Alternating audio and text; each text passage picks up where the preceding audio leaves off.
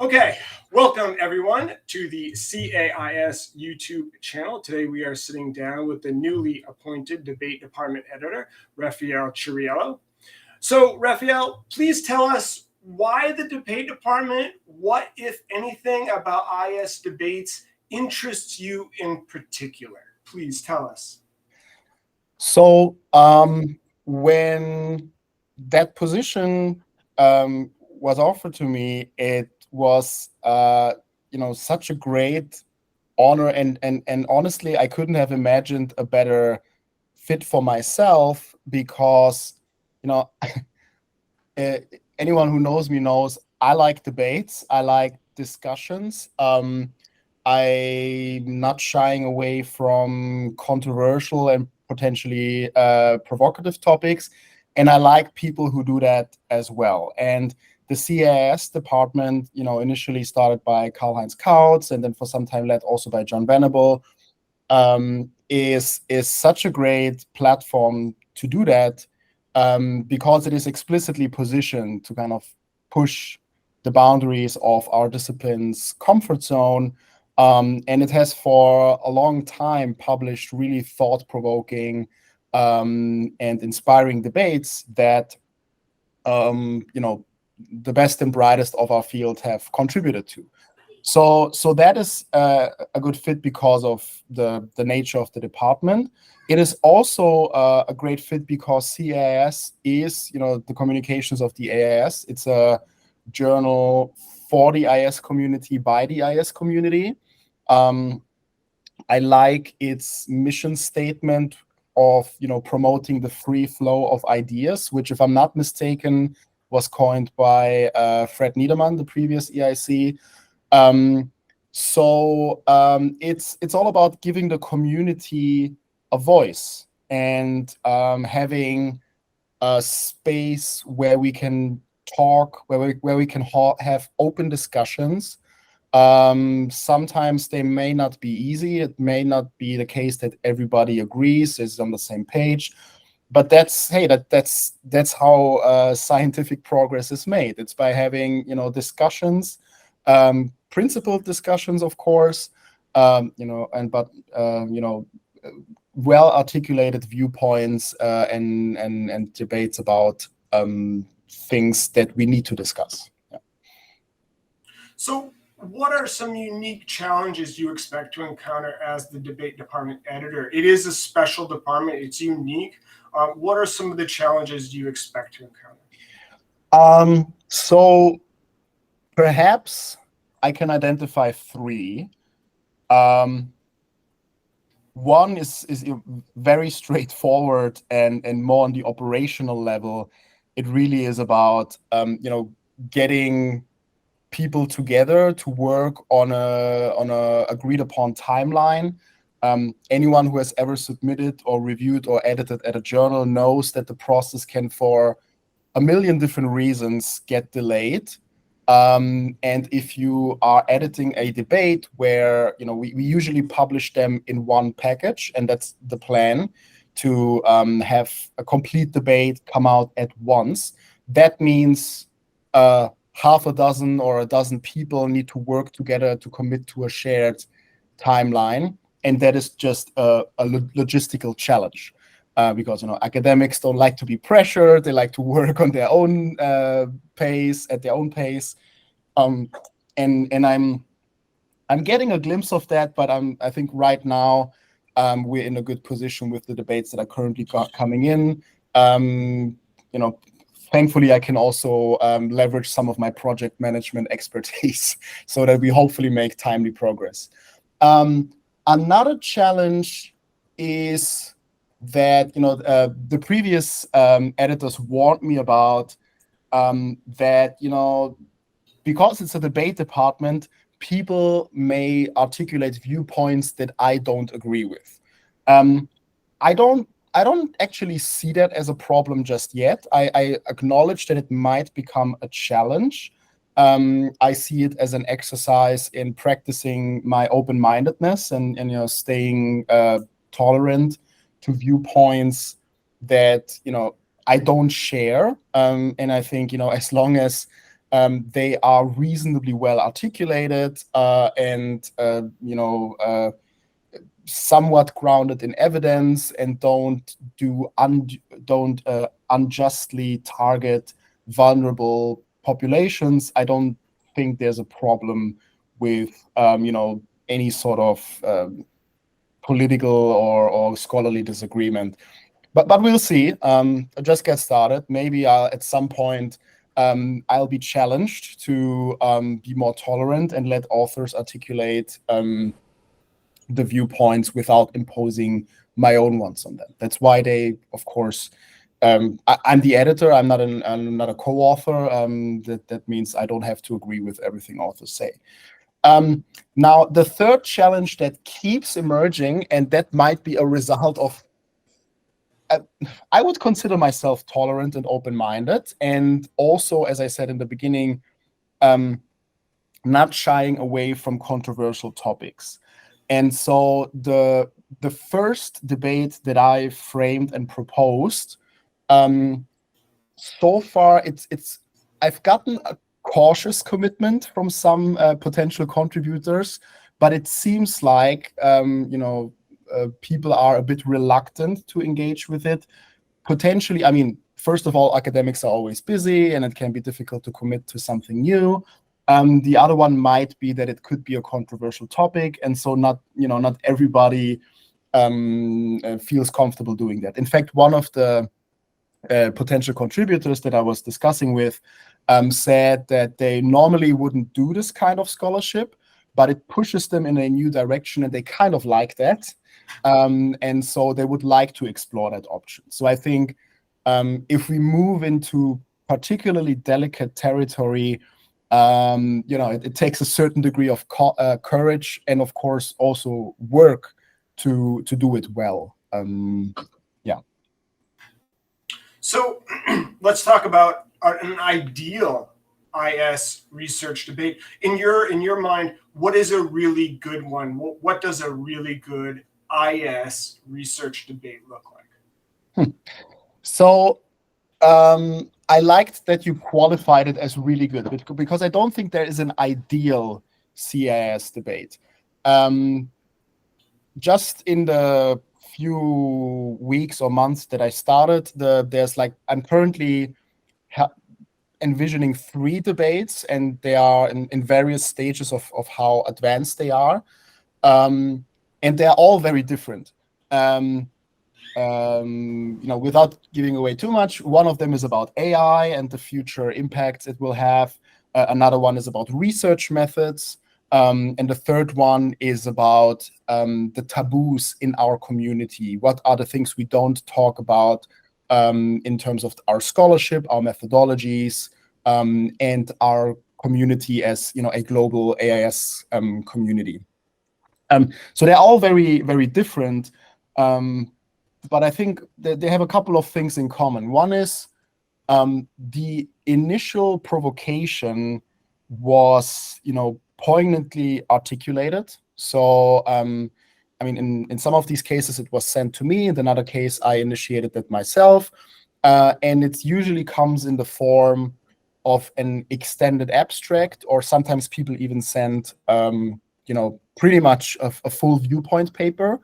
Bear in mind, these are shorter than full papers, so they can be 4,000 or 5,000 words. And it articulates a provocative position, and maybe even an extreme position, right? So you have, imagine everyone's talking about AI right now, and then somebody comes and says, boom, it's gonna replace everything, right? We all underestimating that. That's an extreme position to take, right? And then other people might say, well, actually, I would argue the opposite. It won't replace anything. It's all about the socio-technical system and the human factor and so on. And I think that can lead to a nice debate, right? I think it's actually not a bad idea to start with a bold initial proposition, as long as it's well articulated, because that then it almost provokes you to kind of counter argue with that, right? And then that's how a good debate starts. Somebody makes a bold statement, and then somebody else picks up on that and said, hey, wait a second, I think we should be, taking the opposite view, and then maybe people in the process articulate a more nuanced perspective of the whole picture. As you might know, I am deeply into dialectics and dialectical philosophy, and that is basically the process of a dialectic, right? You start with a thesis, and then somebody challenges that thesis with an antithesis. And the process of debate then might lead to a synthesis. That may not always be possible or even necessary, right? So the idea is not that in the end, everybody's happy, everybody agrees, we have found a common denominator. I imagine with some of these debates, it may just not be possible. And then, I love the phrase agree to disagree, right? There may be things that we agree to disagree on. And that is, I think, a valuable outcome in itself as well. Being a global academic community doesn't mean that we all have to agree on everything, or even, reach a common ground. It's okay. It's okay to have differing viewpoints and to just be in disagreement and be perhaps a bit compartmentalized, at least for a while. So yeah. So taboos in IS research, I think such an interesting topic, immediately caught my attention because it's provocative in the sense that it immediately asks you to think what taboos might exist within IS research. And you think about the natural research channels do not incentivize exploration into the taboo. There's no incentive to do that. So a debate is the opportunity, it's the incentive to do that. How do you imagine your debate on the taboo to play out? And what are some taboo subjects? Okay, so this is something, it's still early days with that debate. Out of the three that I mentioned, that is probably going to be the one that will be published last. It's most definitely not going to happen this year. It may not even happen next year. Maybe it happens the year after, right? Because it depends on how much engagement I get. I think people first need to wrap their head around the concept of taboo itself. And I've been writing a little bit about, something to the effect of an early editorial, which could serve as a call for papers. We are currently exploring how we could open it up and invite contributions from the community, also thinking about the timeline. And then I think as a first step, you have to ask yourself, what are the taboos of our community? In fact, something that I already learned from reading about this topic is that every community has taboos. Anthropologists, there's actually a dedicated field of study on taboos in anthropology, because they delineate the boundaries of what is acceptable expression and behavior in a community, right? And of course, it's socially constructed. Taboos vary widely across the world. Some topics have, some anthropologists argue, or Sigmund Freud, the psychologist, has written about it. It's also a controversial work, but he has written that there are certain topics that are universally taboo in all cultures.